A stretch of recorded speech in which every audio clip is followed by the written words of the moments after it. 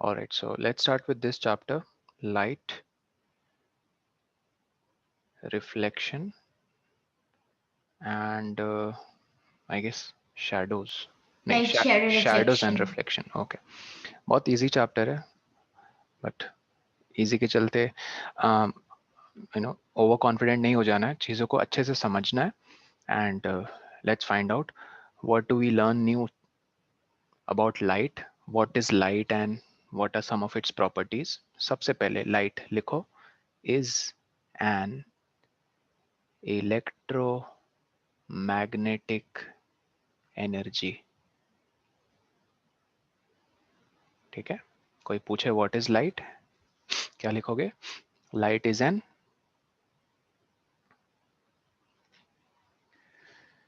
electromagnetic energy.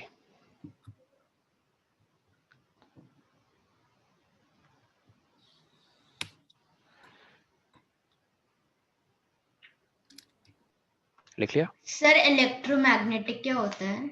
बताता हूँ. Usually books में अभी तुम लोग सुनोगे कि light is a form of energy, right?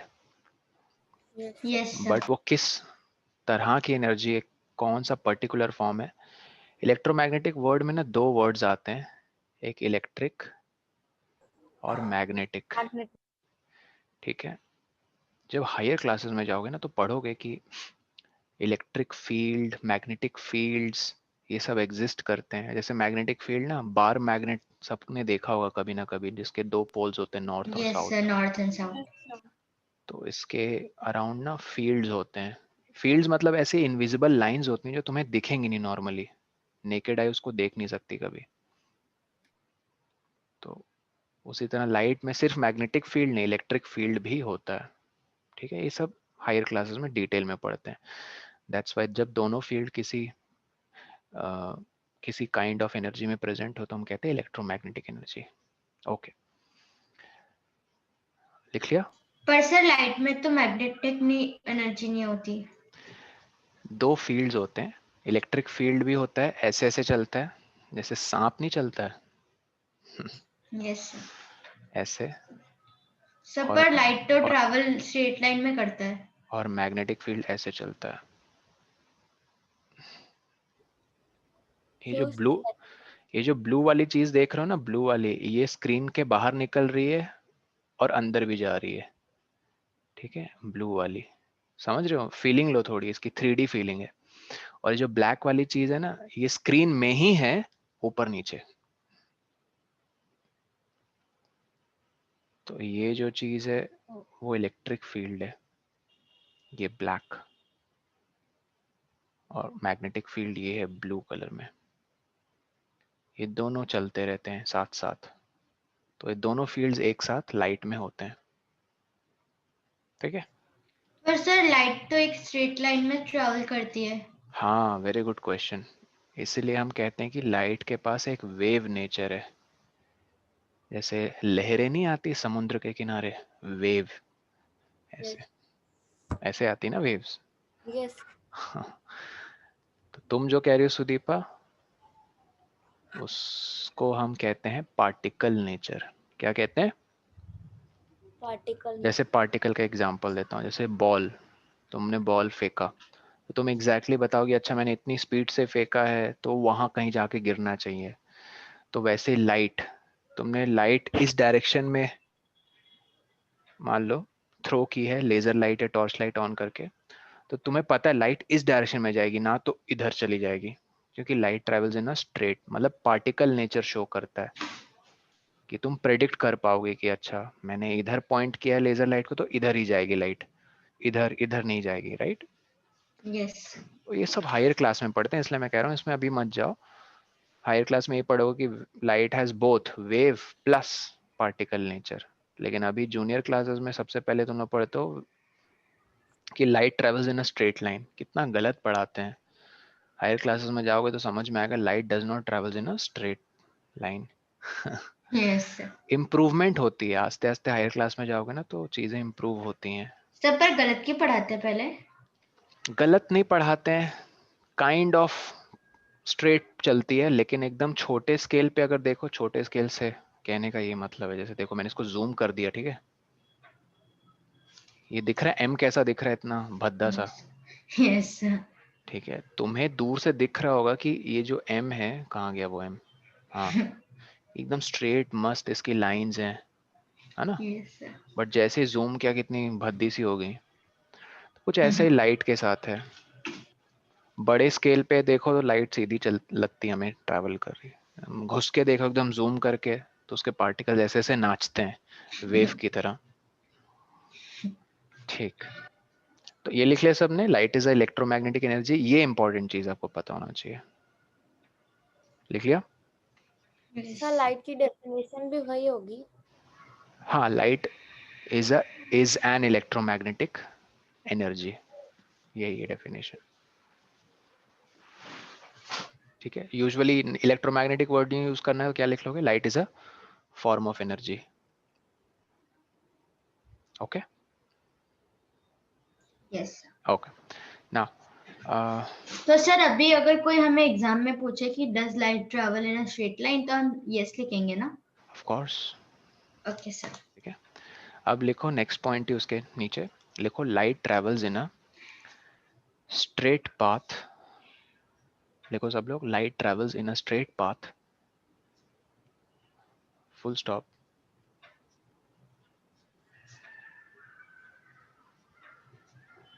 This property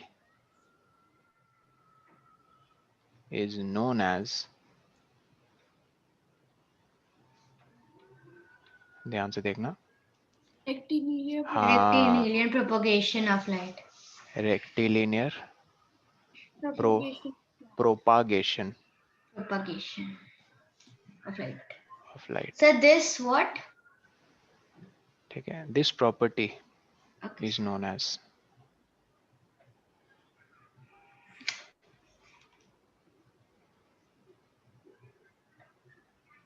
okay, this property is known as rectilinear propagation. अब हर एक वर्ड का मतलब भी समझ लेते हैं। जैसे रेक्टिलिनियर, रेक्टिलिनियर का मतलब है in a straight path. Straight, हाँ, to travel good in a straight path. Propagation का मतलब है ट्रैवल, क्या है, travel. Travel, travel. Straight path में ट्रैवल करना, रेक्टिलिनियर प्रोपागेशन। फैंसी सा वर्ड है, थोड़ा heavy stuff. Clear? Yes. Okay, light क्या है सबसे पहले sir, it's a form of energy, it's an electromagnetic energy, it travels in a straight path. This property of light is rectilinear propagation of light. Okay, moving on. तो फिर वो कह रहे हैं कि जैसे सुबह मॉर्निंग के टाइम पे आपको ऑब्जेक्ट्स अराउंड यू दिखते हैं ना, कार्स, ट्रीज वगैरह वगैरह, यस सर। ठीक है। और रात के टाइम में मोस्टली, रात में कब, जब आपके रूम की लाइट्स कंप्लीटली ऑफ है और दूर से कहीं भी, मतलब आपके रूम में लाइट एंटर नहीं कर रही है, कंसिडर करो कि सारी विंडोज और डोर्स बंद है, एकदम अंधेरा है, so of course you are not able to see objects inside your room unless you switch on the light. Okay, right? Yes sir. अब बहुत एक सिंपल सा मैं क्वेश्चन पूछूंगा कि लाइट के प्रेजेंस और लाइट के एब्सेंस से बहुत बड़ा एक फर्क सर हमें दिखा कि ऑब्जेक्ट्स, डार्कनेस। नहीं नहीं पहले क्वेश्चन सुनो, लाइट के प्रेजेंस और लाइट के एब्सेंस से हमें एक फर्क ये पता चला कि ऑब्जेक्ट्स अराउंड अस हम कभी देख पाते हैं और कभी नहीं देख पाते हैं। हाँ, ये क्लियर है कि एब्सेंस में हम नहीं देख पाते हैं ऑब्जेक्ट्स अराउंड अस, और लाइट के प्रेजेंस में ऑब्जेक्ट अराउंड अस देख पाते हैं। ठीक, तो देखो क्वेश्चन कैसे फ्रेम होता है, how are we able to see objects around us in the presence of light. In the presence of light. Okay, पहली बात, गुड। और आगे आप क्या बोलोगे, लाइट क्या उन ऑब्जेक्ट से निकल रही है and entering in your eyes, reflect हो रहा है। रिफ्लेक्ट हो रहा है, क्या हो रहा है? रिफ्लेक्ट। अब ध्यान से सुनना, रिफ्लेक्ट को क्या कहते हैं, पहले लिखो, थर्ड पॉइंट कंटिन्यू करो। When light strikes a surface and bounces off in another direction, full stop. This phenomenon, क्या आप लोगों ने ये वर्ड पहले सुना है, phenomenon? Yes, sir. Yes, sir. Photosynthesis क्या एक phenomenon है? Yes, sir. ठीक है. This phenomenon is known. Sir phenomenon का वैसे मतलब क्या होता है? Good. पहले लिख लो, मैं बताता हूँ. This phenomenon is known as reflection of light.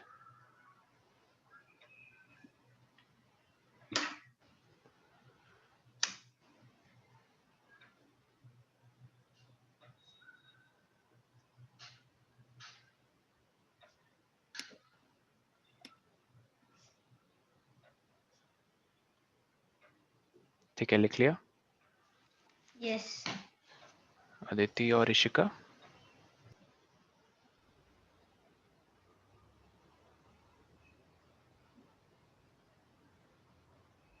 Aditi, Rishika लिख लिया? Yes, sir. ओके. देखो, फेनोमेनन समझ लो जैसे कोई एक ऐसी सिचुएशन जो आप ऑब्जर्व करते हो डेली बेसिस पे, जिसको आप इग्नोर नहीं कर सकते हो. It's like a fact. जैसे sun rises in east is a phenomenon.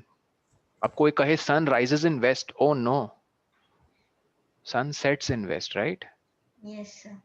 तो फेनोमेनन क्या है? डेली जो आप चीजें ऑब्जर्व करते हो और जो फैक्ट बन गई हैं, सत्य बन गई हैं, सत्य कथा, जिसको आप झुटला नहीं सकते हो, वो चीजें फेनोमेनन है. Okay okay Yes, sir. Okay.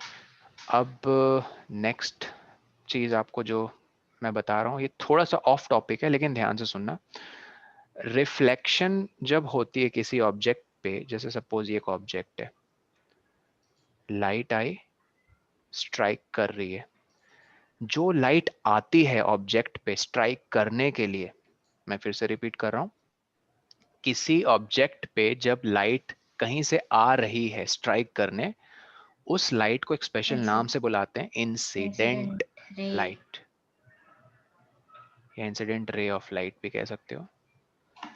और जब वो उस ऑब्जेक्ट पे जब टकराती है, जिस पॉइंट पे, उस पॉइंट को कहते हैं point of Point of incidence.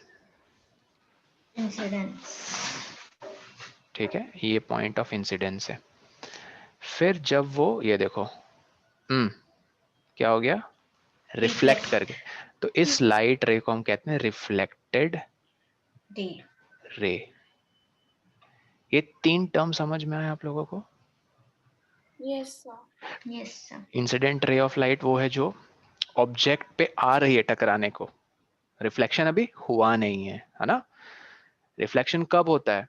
जब पॉइंट ऑफ इंसिडेंस पे इंसिडेंट रे टकराती है, तब. सर पर कुछ कुछ लोग कैसे पता लगा देते कि हम अगर इधर बीम ऑफ लाइट चलाए तो वो उधर आएगा स्ट्राइक रिफ्लेक्ट करके? क्या बोल रहे हो? बीम ऑफ लाइट ऑन किया तो? सर जैसे कि अगर हम मिरर के सामने लाइट को रिफ्लेक्ट करते हैं तो हमें कैसे, मतलब कुछ कुछ लोगों को कैसे पता चल जाता है कि वो ऐसे, मतलब इसी एंगल में ही आएगा? अच्छा, वो एक लॉ है, लॉ ऑफ रिफ्लेक्शन. ये सब 7th में पढ़ते हैं हम लोग, सुदीपा. ओके 6th में सर. नहीं, ठीक है, अभी नहीं. ओके, ये समझ में आया सबको? Yes sir. ओके. तो अगर लाइट, रे ऑफ लाइट रिफ्लेक्ट कर गई है तो हम कहते हैं रिफ्लेक्शन हुई है, वरना नहीं. सर वरना नहीं तो, वरना एक और फेनोमेनन होता है, उसको कहते हैं रिफ्रैक्शन. क्या कहते हैं? रिफ्रैक्शन. रिफ्रैक्शन में लाइट बाउंस बैक नहीं हो जाती, इसलिए जो डेफिनेशन में एब्जॉर्ब हो वर्ड लिखा है, जाती है इसमें. एक मिनट, एब्जॉर्ब नहीं, ये जो वर्ड हमने लिखा है ना, बाउंसेस ऑफ, वो बाउंस बैक नहीं करती है. तो क्या होता है सर? चेक दिस आउट, ध्यान से देखना. रे of light I, of course जो आ रही है ऑब्जेक्ट से टकराने, उसको इंसिडेंट रे ऑफ लाइट कहेंगे. जिस पॉइंट पे वो स्ट्राइक करेगी उसको पॉइंट ऑफ इंसिडेंस कहेंगे, ऑफ कोर्स सर. लेकिन अब वो बाउंस बैक नहीं होकर, चेक दिस आउट, हम एक्सपेक्ट कर रहे हैं कि ऐसे उसी डायरेक्शन में निकल जाएगी, लेकिन ये देखो वो बेचारी बेंड हो गई। क्या हो गई? बेंड। बेंड हो गई। इस फेनोमेनन को हम कहते हैं रिफ्रैक्शन ऑफ लाइट। सर ये कहाँ होता सर है इसका सर? हमें लिखना देखो है। एक मिनट, ये लिखना नहीं है, एक्स्ट्रा बता रहा हूँ, ये एक्स्ट्रा है। ये सर फेनोमेनन कहाँ देखने को मिलता है? ये यहाँ देखने को मिलता है। ये घर पे करके देख लेना तुम लोग। एक ग्लास लेना कांच का, सर एक पेंसिल। हाँ, और उसको आधा भरना, हाफ फिल्ड, और एक पेंसिल को इमर्स कर देना इस पे, ठीक है? So what you will observe is this part of the pencil. Which part? The part which is immersed inside the water. When you look, suppose this is your eye. So when you look at the,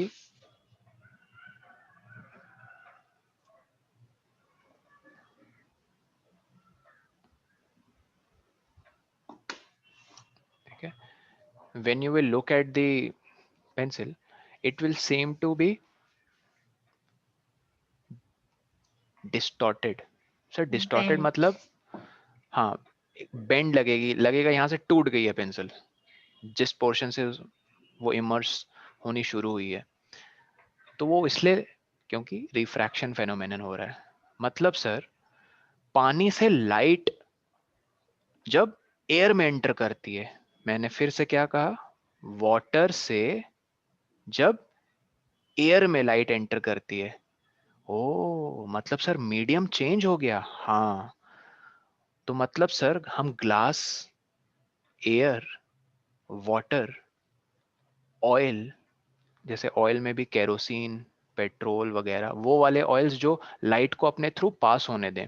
जैसे water allow करता है ना light को अपने through pass होना, air yes. तो allow करती है, ग्लास भी अलाउ करता है, ठीक है? ऐसे ऑब्जेक्ट्स को हम कहते हैं ऑप्टिकली, एक मिनट, इसको क्या कहते हैं ऐसे ऑब्जेक्ट्स ट्रांसपेरेंट। को? नहीं ट्रांसपेरेंट नहीं, ऑप्टिकल ऑब्जेक्ट्स भी कहना अच्छा नहीं लगता है। जैसे और मैं एग्जांपल लिख देता हूँ, लेंस। चश्मा लगा आपको तो आपके बेसिकली ये जो लगे हैं फ्रेम में, वो ग्लास के बने हैं? नहीं सर, प्लास्टिक के बने, ऑफ कोर्स। प्लास्टिक भी कैसा मटेरियल है? उसको कहते हैं ऑप्टिकली, मैं भूल गया यार, ये ऑप्टिकल, ट्रांसलूसेंट नहीं कहते हैं, उसका अलग नाम है एक। चलो कोई नहीं, मुझे याद नहीं आ रहा, जब याद आएगा मैं बता दूंगा। अगेन ये मैं एक्स्ट्रा चीज बता रहा हूँ, ऐसे ऑब्जेक्ट्स ना लाइट को अपने थ्रू पास होने देते हैं कंप्लीटली, ठीक है? यस। ठीक है, आपको जो 3 वर्ड्स पढ़ने हैं इस बुक में, ट्रांसपेरेंट, translucent and opaque. हाँ, ट्रांसलूसेंट, ट्रांसलूसेंट एंड ओपेक। बताओ अदिति, ट्रांसपेरेंट ऑब्जेक्ट्स कौन है? Objects which, sir transparent. Sir, Aditi को बोले, हाँ from which we can see from one part to other part. ठीक है, ये और थोड़ा इम्प्रूव हो सकता है Aditi. One part two another कहने के बजाय क्या हम ये कह सकते हैं, through which light passes completely. Yes, sir. Good, ठीक है। सुदीपा बताओ, ट्रांसलूसेंट ऑब्जेक्ट्स कौन है? Sir, definition. translucent objects are those objects which allow light to pass partially through it. Partially, क्या कैची वर्ड है इस डेफिनेशन में? Which allow light to Partially. Pass partially. Partially मतलब ना पूरी तरह, ना बिल्कुल ही पूरी तरह नहीं, थोड़ा थोड़ा। Only some of the light. हाँ, only some portion of the light. जैसे example butter paper. But okay. तो हम यहाँ कह सकते हैं they are optically transparent object अभी के लिए। किनको? ग्लास, एयर, वाटर, प्लास्टिक, कह सकते हैं ना? ऑप्टिकली का मतलब क्या होता है? ऑप्टिकली एक्चुअली ये वर्ड ना ऑप्टिक से आया। किससे आया? ऑप्टिक। ठीक है, optic is the study of, I think light, नहीं उसको, उसको क्या बोलते हैं स्टडी ऑफ लाइट को? एक मिनट, स्टडी ऑफ लाइट यार क्या था? फोटोनिक्स, हाँ फोटोनिक्स। तो ऑप्टिक ऑप्टिक्स तुम कह लो, ठीक है, it's the study of light through through optical instruments जैसे टेलीस्कोप, माइक्रोस्कोप, ठीक है। बेसिकली लेंस होते हैं ना, कॉनकेव कॉन्वेक्स लेंस, ये सब लेंस ना 7th में पढ़ोगे, ठीक है। तो ऐसे ऑब्जेक्ट्स से कैसे लाइट बिहेव करती, कैसे उनसे इंटरैक्ट करती है, क्या उनकी अच्छी दोस्त है लाइट या बुरी दोस्त है, ये सारी इंटरैक्शंस हम 7th में और डिटेल में पढ़ते हैं। तो वैसे ऑब्जेक्ट्स ऑप्टिकली एक्टिव होते हैं, ना कि अब तुम कहो जैसे ओपेक ऑब्जेक्ट्स में स्टोन, ठीक है। स्टोन कैसा ऑब्जेक्ट है? ओपेक। तो मुझे इशिका बताएगी, इशिका ओपेक ऑब्जेक्ट्स को कैसे डिफाइन करोगी? So opaque objects are the objects which does not allow light to pass through them. Which does not allow light completely to pass through them. Okay. तो all I was trying to say, ये जो refraction का phenomenon है, again ये मैं थोड़ा extra बता रहा हूँ, रिफ्रैक्शन का फेनोमेनन तभी होगा गाइज जब दो अलग अलग ट्रांसपेरेंट ऑब्जेक्ट्स, ठीक है, स्पेस में आ रहे हैं कंटिन्यूअसली, जैसे वाटर, एयर। सर ये कहाँ देखने को मिलता है? अरे तालाब, तालाब का जो ऊपर वाला सरफेस है उसके ठीक ऊपर क्या है? एयर। आप तालाब की मछलियां जब देख पाते हो, तालाब की फिशेस, तो क्या सन की लाइट पहले एयर से ट्रैवल करते हुए वाटर में नहीं एंटर कर रही है, फिर वाटर में वो लाइट फिशेस की बॉडी को स्ट्राइक कर रही है और फिशेस की बॉडी से वो फिर हर दिशा में लाइट रिफ्लेक्ट हो रही है। तो फिर हमें फिश क्यों नहीं टूटा फूटा दिखता? फिश टूटा फूटा नहीं, वो तभी दिखेगा जब फिश का थोड़ा हिस्सा बाहर और थोड़ा हिस्सा अंदर होगा पानी के। वो तो सर तो कंप्लीटली अगर हम वाटर के अंदर पानी है। में हाथ डालते तब तो हमारा हाथ हमारा टूटा। हाथ, हाँ टूटा, वो वाला जो बेंड, टूटा मत बोलो, bend portion, the part of the hand which is immersed in the water, इतना वाला हिस्सा मान लो डूबा हुआ है पानी में, तो वो बेंड दिखेगा। वो क्यों दिखता है कोई पूछ दे तो, due to phenomenon of refraction. Refraction. Okay sir, it is higher to lower. Higher to lower मतलब अदिति? सर मैं रिफ्रैक्शन के बारे में बोले, वो हायर टू लोअर होता है। मतलब क्या हायर और क्या लोअर? डेंसिटी। डेंसिटी? किसकी डेंसिटी?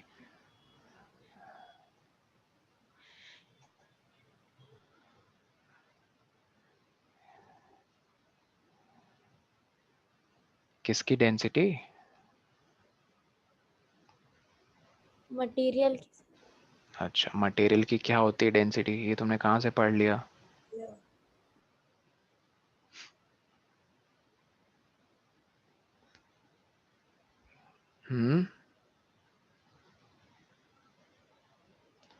ये सब 10th में पढ़ते हैं Aditi, don't take help of internet. Sir क्या हुआ? कुछ नहीं कुछ नहीं, डेंसिटीज अलग अलग होती हैं, ठीक है, वो सब 10th में पढ़ते हैं, अभी नहीं। चलो वापस आ जाओ यहाँ पे। ओके सो और ये 3 ऑब्जेक्ट्स जो हो गए ना, कौन से?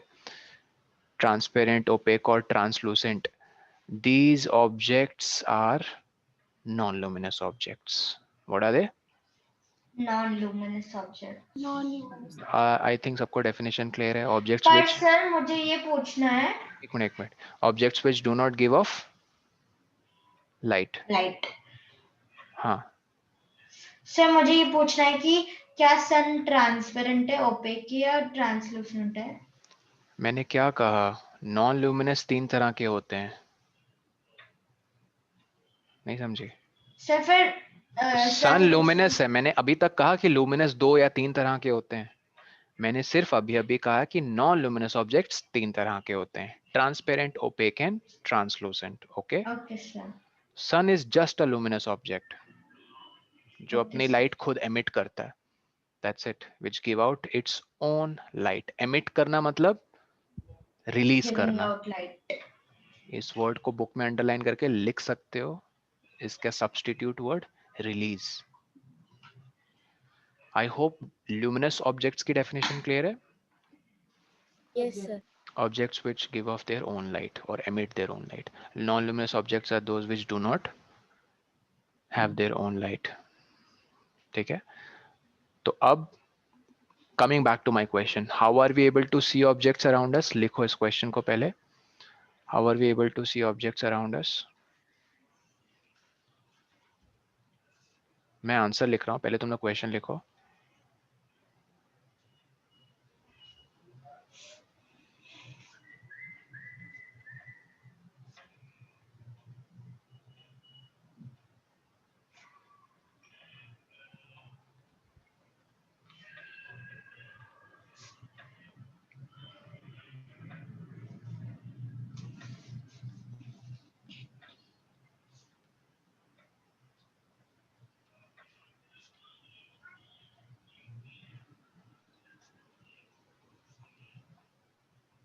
कल को तुम्हारे घर में एक चेयर है, वो गुस्से में आ जाए कि मान लो सुदीपा के घर में चेयर है, सुदीपा आई, बहुत गुस्सा थी अपने किसी एक फ्रेंड से, और उसने अपना गुस्सा चेयर पे निकाल दिया. सर कैसे?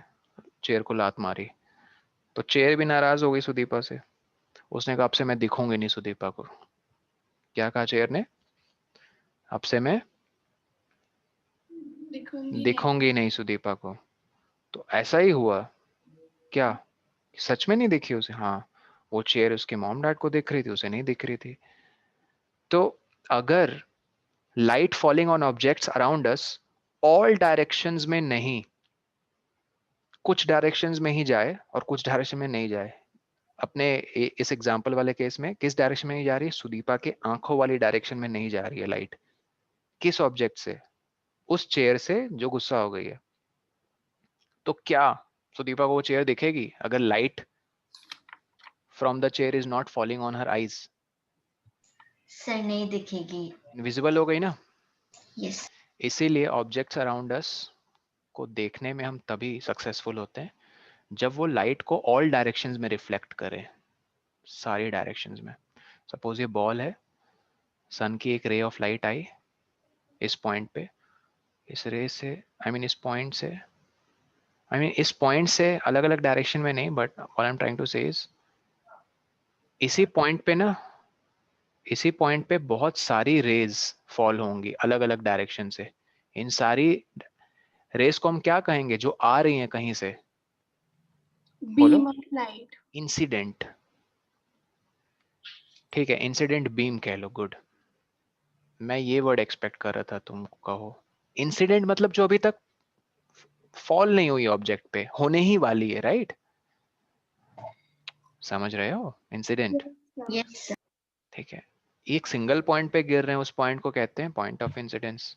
उस पॉइंट से फिर देखो अलग अलग डायरेक्शंस में, अलग अलग मतलब तुम कह सकते हो ऑल डायरेक्शंस में ये रेज क्या हो गई है? रिफ्लेक्ट. तो इसीलिए तो हम कहते हैं इनको रिफ्लेक्टेड बीम.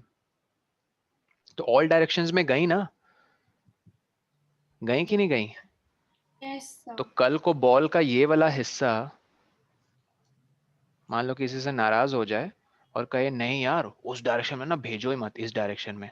तो समझो जरा, इस डायरेक्शन में अगर किसी की आंखें हैं वो देखना चाहेगी, वो बॉल का ये हिस्सा देख ही नहीं पाएगी. समझ रहे हो? दैट्स व्हाई ऑल डायरेक्शन बहुत इंपॉर्टेंट है. बीम ऑफ लाइट क्या है Aditi? Beam of light is the collection of ray of light. लिख लो, लिखना दो. Beam of light is collection of rays of light. जैसे मैथ्स में पढ़ते हैं ना लाइन, उसी तरह यहाँ रे होता है, और रे का एक ओरिजिनेटिंग पॉइंट होता है. ये तो पढ़ा होगा सबने. Yes sir. तो अपने केस में वो ओरिजिनेटिंग पॉइंट है सन, क्योंकि सन लुमिनस ऑब्जेक्ट है. सर नेचुरल लुमिनस और मैनमेड लुमिनस होता है ना? हाँ हाँ, टॉर्च लाइट, ठीक है, स्टार्स, ट्यूबलाइट, बल्ब, ये सारे लुमिनस ऑब्जेक्ट्स हैं. Yes, sir. बहुत सारी रेज आपस में आ जाए, हाँ एक मिनट रक्षण, बहुत सारी रेज आपस में उनका कलेक्शन उसके कलेक्शन को आप बीम ऑफ लाइट कहोगे। हाँ बोलो रक्षण। सर मैंने अभी ज्वाइन किया है सर 5 मिनट्स एगो। सर आपने क्या करवाया है? आप रिकॉर्डिंग देख लेना। वैसे लाइट की डेफिनेशन हमने कर ली है डिस्कस, रेक्टिलिनियर प्रोपागेशन कर लिया है डिस्कस, प्रॉपर्टी है जो लाइट की, और तीसरा पॉइंट क्या लिखा था गाइज हमने? रिफ्लेक्शन की डेफिनेशन। तीसरा पॉइंट रिफ्लेक्शन की डेफिनेशन थी ना, Yes, sir. Reflection of light क्या है। और फिर हमने एक्स्ट्रा पढ़ा कि रिफ्रैक्शन क्या है, Yes. एक्स्ट्रा रिफ्रैक्शन पढ़ा, वो एक्स्ट्रा है। फिर हमने डिस्कस किया रक्षण, हाँ Incident light. and then luminous and हाँ non-luminous, then beam of light. मैं फिर से रिपीट कर रहा हूँ। हम एक मिनट रक्षण सर कंप्लीट आप कर। रिफ्लेक्शन की डेफिनेशन बता दोगे? सर मैं बोलूं? हाँ बोलो बोलो। Sir, when light strikes a surface and hmm, bounces off in another direction, this phenomenon is known as reflection reflection of, of light. Good, ठीक है। सर अगर एक बार में नहीं समझ में आया तो ये देखो यहाँ लिखा हुआ है रक्षण। यस। और सुनो सुनो सब लोग, वो जो आपने 3 ऑब्जेक्ट्स लिखे ना सबने, वो वाले 3, ट्रांसलूसेंट, ट्रांसपेरेंट और Okay. तीसरा क्या था? ओपेक। Okay. ओपेक। प्लीज उन तीनों के ऊपर एक चीज लिख लो, types of non luminous object.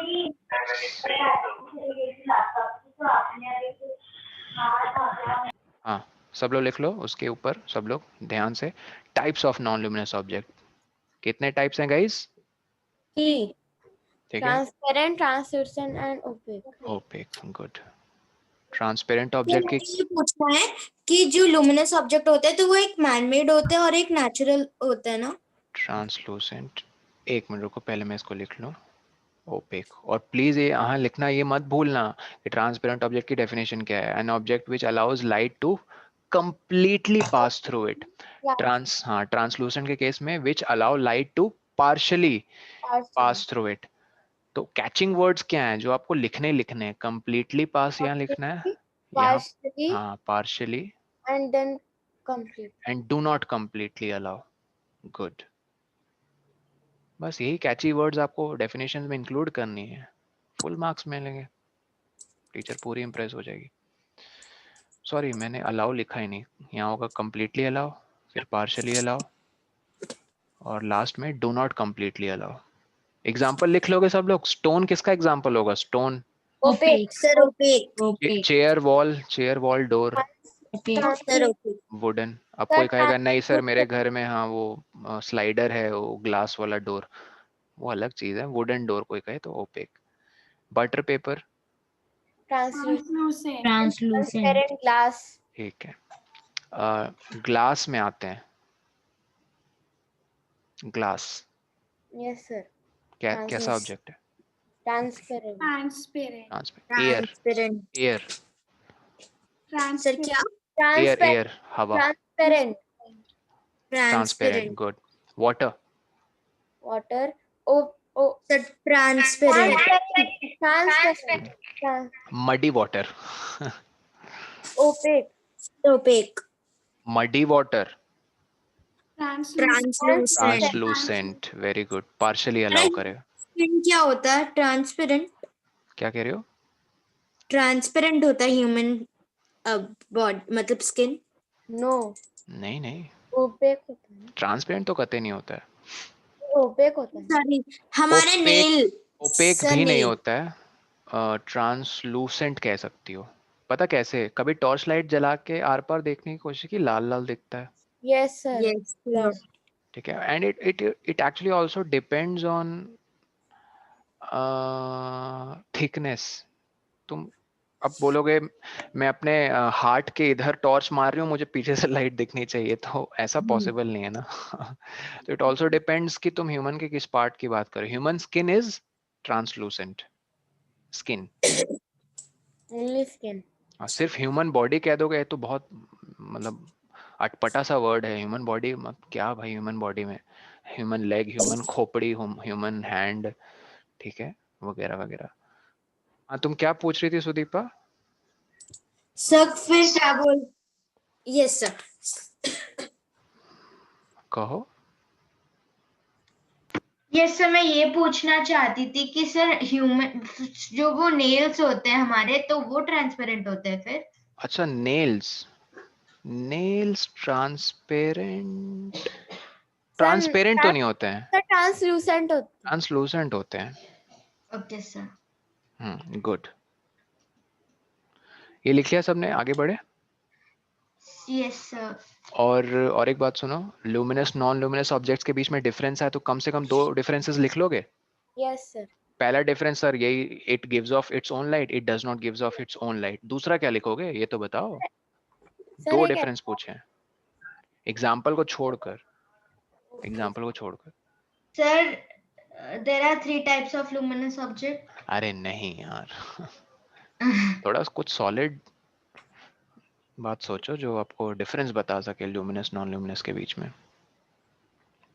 Sir हम्म तो मुझे तो ल्यूमिनस ऑब्जेक्ट्स पता ही नहीं है सर। यहाँ से luminous objects are those objects which give off their own light. Sun, Light. bulb, electric bulb, LED, torchlight bulb, luminous objects हैं। stars, सर ये लिख सकते हैं कि luminous object reflect light and non luminous object.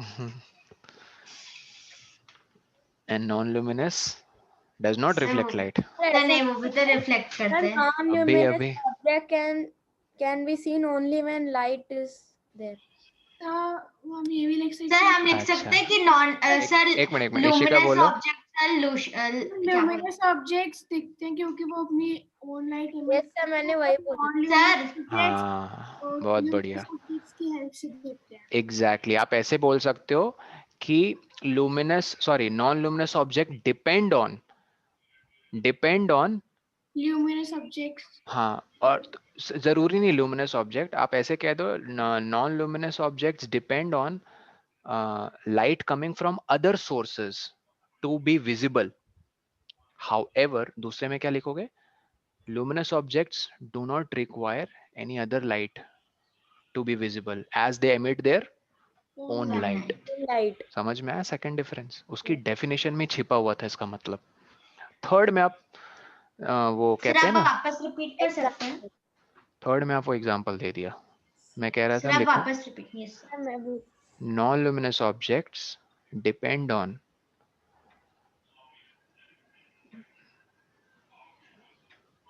Light coming from. Sir हम depend की जगह ये लिख सकते हैं non luminous object can be seen only when light is coming from a luminous object. ये भी लिख सकते हो, ये भी लिख सकते हो, बिल्कुल ठीक है। Electric bulb. Non-luminous objects depend on light coming from other sources to be visible. Other luminous sources. जरूर देखो, other luminous sources, ठीक है। Torch, electric bulb. ठीक है, light coming from other luminous sources to be visible. हाँ रक्षण। तो fire भी एक ल्यूमिनस ऑब्जेक्ट है। Yes. और नॉन लुमिनस का क्या लिखोगे, सॉरी लुमिनस का क्या लिखोगे, they do not depend on any other source of light as they have their own light. हाँ, पहले ये कंप्लीट करोगे। Luminous object does not depend on any other source of light to be visible as they emit their own light. Clear? Yes sir. आगे बढ़े। और ये answer लिख लिया था, ये बहुत इंपॉर्टेंट क्वेश्चन था एक। क्या था क्वेश्चन, इशिका बताएगी। ये किस क्वेश्चन का आंसर है इशिका? तो क्वेश्चन था कि what are the main two differences between luminous objects and non-luminous objects? ये चीज देखो, यहाँ मैंने ग्रीन डब्बा बनाया है इसके आसपास। ये किसका आंसर है? सर मैं बताऊं? एक मिनट उसको बताने दो। नहीं लिखा ना तुमने क्वेश्चन? नोट्स बनाओ, ये बहुत इंपॉर्टेंट क्वेश्चन है। क्वेश्चन क्या हो सकता है? हाँ बताओ, हो सकता है। अच्छा सर मैं बताऊं? एक मिनट इशिका, एक मिनट, क्या बोल रही हो इशिका? The question था कि how are we able to see objects around us? हाँ, how are we able to, See objects around और us. हाँ, या फिर ऐसे लिख सकते हो how are objects around us visible.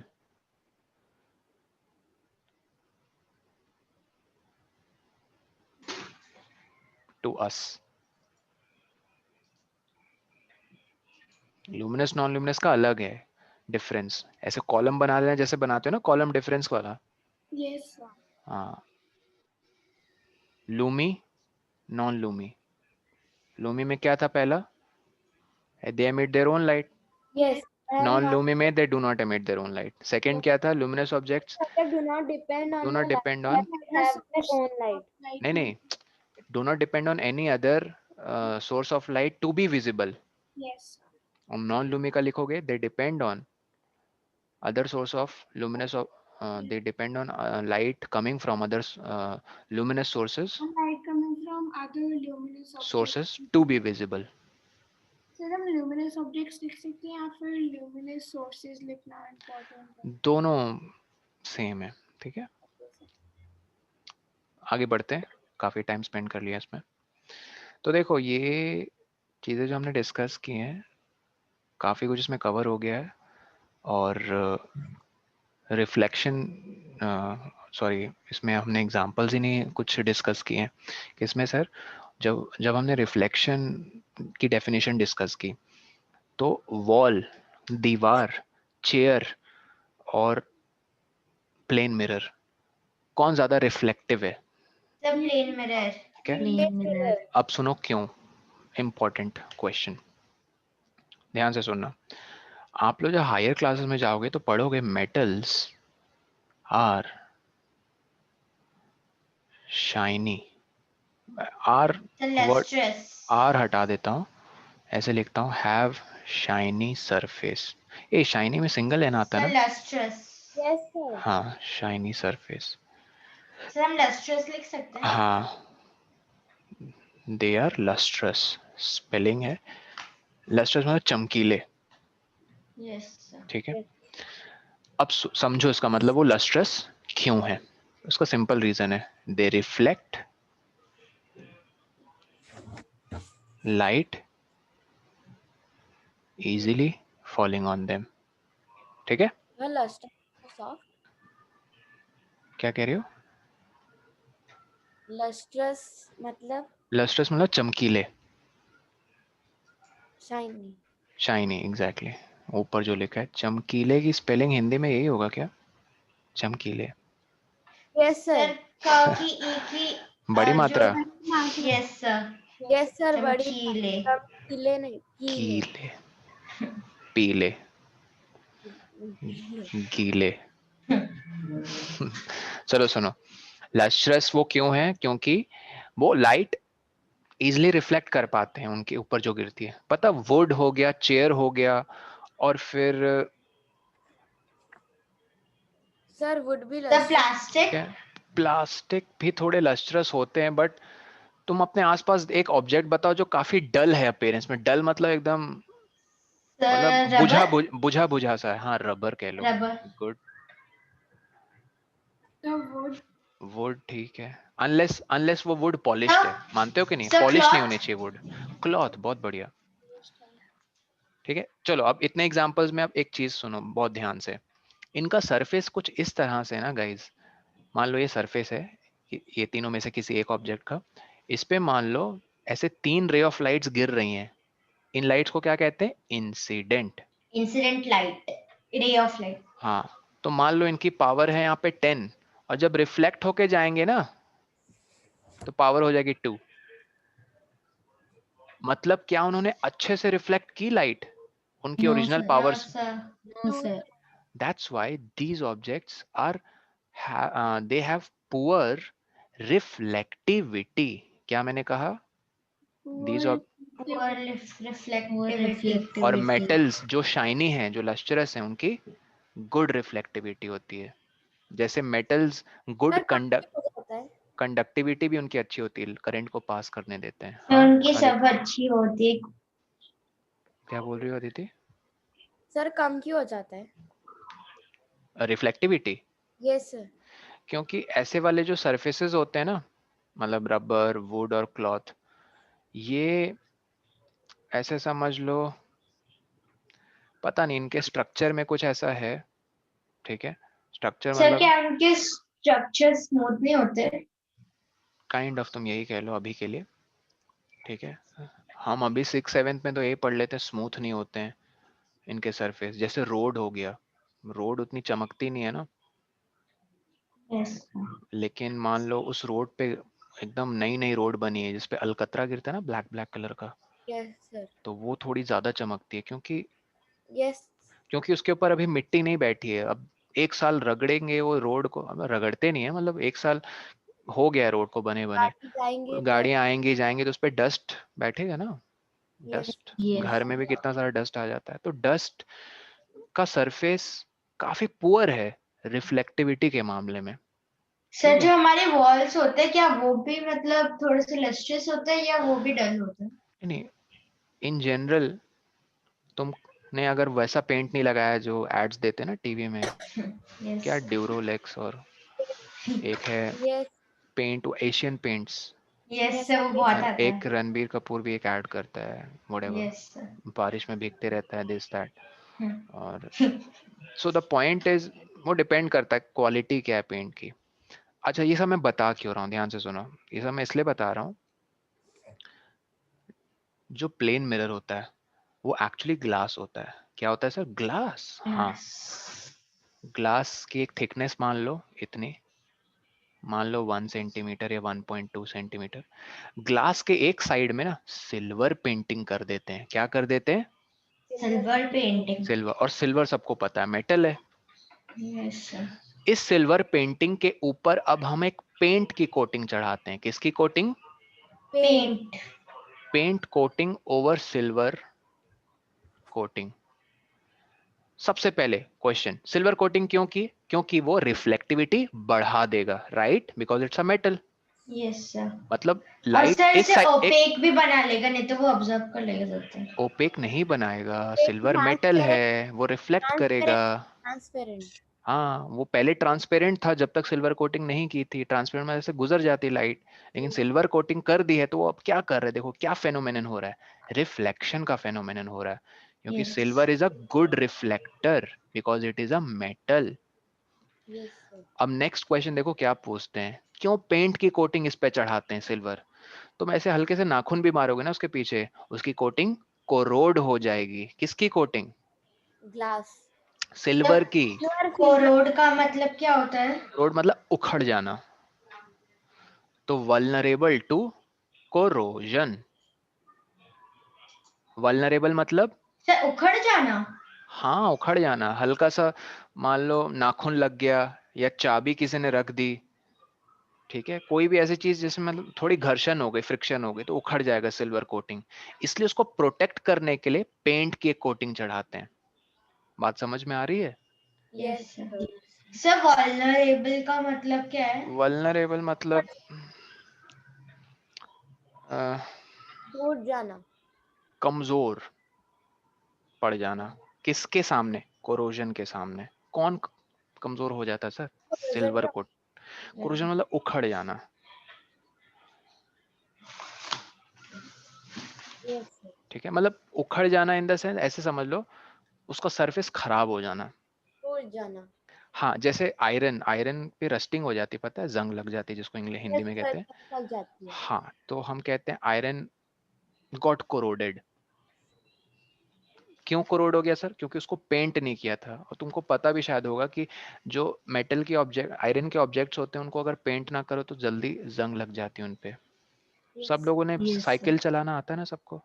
Yes sir, Yes, cycle. तुम्हारे साइकिल की वो जो बार्स हैं इतने चमकते शाइनी क्यों हैं? क्योंकि उनके ऊपर प्लेटिंग की जाती है एक स्पेशल मेटल की, उसको कहते हैं क्रोमियम। क्या कहते हैं? क्रोमियम। तुम्हारे घर के बाथरूम के जो नल हैं इतने चमकते क्यों? क्रोमियम प्लेटिंग की गई है सर। क्रोमियम के 2 एडवांटेज हैं। पहला, शाइनी बहुत है।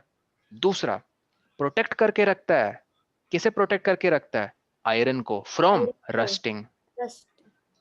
अगर तुम क्रोमियम प्लेटिंग या कोई प्रोटेक्टिव कवरिंग ना चढ़ाओ ना आयरन पे, मतलब खराब होना ना। एक हफ्ते में तुम्हें ब्राउन ब्राउन रस्ट उसके ऊपर डिपॉजिट होता हुआ दिख जाएगा। सर क्रोमियम एक डस्ट है। नहीं, क्रोमियम एक मेटल है। Okay sir. तुम्हें मेरा ये दिख रहा है डेस्कटॉप वॉलपेपर दिख रहा है? Yes sir. ये क्या है बताओ? ऊपर देखो क्या लिखा है, IUPAC, periodic table of the number 1 H दिख रहा है yes top sir. Left. Number 2 उधर देखो HE दिख रहा है, Yes, sir. Hydrogen helium. फिर है लिथियम बेरिलियम, ये पढ़ो, थर्ड रो पढ़ो। Ron. Lithium beryllium boron, carbon boron. Nitrogen oxygen, fluorine neon. 7th में आओगे ना तो मैं तुम्हें फर्स्ट 10 एलिमेंट्स बोलूंगा याद करने। सॉरी फर्स्ट 10 नहीं, फर्स्ट 20 यहाँ तक, कैल्शियम तक। टोटल कितने होते हैं? 118। कितने होते हैं? 118। हाँ, ये दिखा सबको इधर Cr, जिसको क्रोमियम बोलते हैं, यस सर। ये है मेटल। सारे ओके, और ये बेचारा हमारा, ये देखो कहाँ गया वो, सर, इधर। 56। सर सिल्वर AG है 47। हाँ नहीं, मैं ना आयरन को ढूंढ रहा हूँ। आयरन कहाँ गया? Fe, तो सिंबल है Fe, कैपिटल F स्मॉल ई। आयरन दिख रहा है किसी को? हाँ ये रहा 26, देखा? Yes sir. Yes sir. Iron iron बेचारे को, यही बेचारा काफी वल्नरेबल पर है। इनका नाम ग्रीक के अनुसार रखा गया क्योंकि Fe तो लैटिन Fe से फेरम बुलाते थे, जैसे क्या बुलाते हैं, फेरम। यस सर आपने लेकिन इसका इंग्लिश नेम है आयरन। जैसे ये दिख रहा है Ag, यस सर। इसको आर्जेंटम बोलते हैं, आर्जेंटम लेकिन इसका इंग्लिश नेम है सिल्वर। चलो वापस आते हैं। तो मैं ये कह रहा था, in general metals are good conductors of, sorry, electricity नहीं they reflect light, they are good, they have good reflectivity, ये बोलोगे। and therefore silver is coated on one side of glass to make it a mirror। तब glass नहीं रहकर क्या बन जाता है? मिरर बन जाता है। ये क्लियर है सबको? Yes sir. तो क्वेश्चन एग्जाम में ये आएगा, why a coating of paint is done over the silver? To protect the silver coating from corrosion। Clear है सबको? Yes, sir. चलो आज के लिए इतना रहने देते हैं, नेक्स्ट क्लास में हम लोग कंटिन्यू करेंगे इसे। ओके, ओके आई होप सबने प्रॉपर नोट्स बनाए। चलो good night guys, have your, हाँ बोलो रक्षण। सर आप रिकॉर्डिंग सेंड कर दोगे व्हाट्सएप पे? हाँ, मुझे पर्सनली एक बार मैसेज करके ना याद दिला देना। I will send you the recording. Okay, bye bye guys, take care.